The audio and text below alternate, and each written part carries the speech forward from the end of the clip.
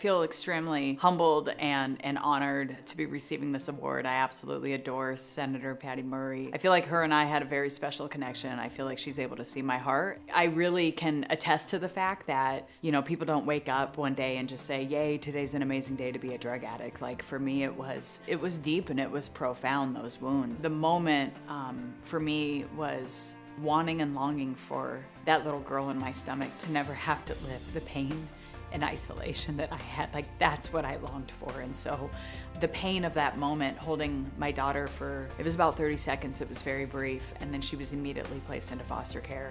Feelings of guilt, shame, trauma, that is what it feels like for parents and children to be removed from each other in the child welfare system. It can be very demeaning, and it can often feel extremely void of love. There's talk about rehabilitation and therapeutic services, but at its core, there's still a punitive nature behind child welfare. 80% of women that have substance abuse issues are coming from a place of physical or sexual abuse, and that these are responses to trauma, and that they should be looked at through a lens of human care and medical care as opposed to judgment and punitive sanctions. If we can keep families together, which is the lifeblood of Alise's work, then it'll have healthier outcomes for everyone.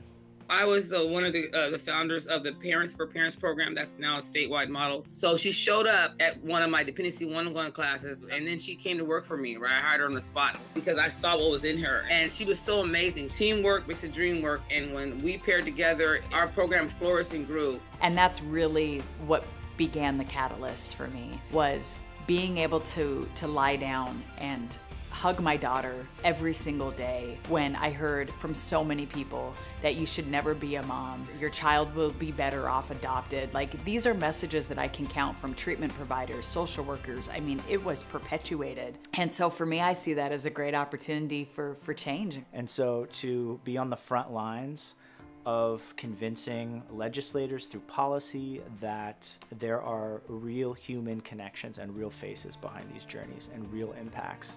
We were part of a congressional listening tour that was made up of representatives from all over the country trying to change child welfare, and Alise's story was front and center. I've had about 30 other states contact me wanting to run this program, so this isn't just let's do something amazing for families in Washington. This is changing the trajectory for families across the nation. I've seen Alise meet challenges with love and with enthusiasm, and I think that enthusiasm can break the momentum of the status quo. Every community has the ability to create regenerative capacity in their own communities, right? Alise is a perfect example of how important it is for us to continue to invest concretely with finances and supports and research, our most valuable resource, which is human beings. And that's what we need. We need people who have experiences both inside and outside the system, who come in, understand it for what it is, and then see that as a way to help others. The biggest learnings are love will never fail. It's about being able to leverage the work and being able to leverage the fact that people change, families reunite. And there are so many people across our state and our nation who are working to change that narrative, who are believing in families like me, and believing in my children, and believing in the parents coming behind me. And that's what this award to me is about. It's about breaking the cycle, and it's about knowing that there's so many people who care enough to make sure that lives are going to be changed. So it's inspiring, and we also have a lot more work to do.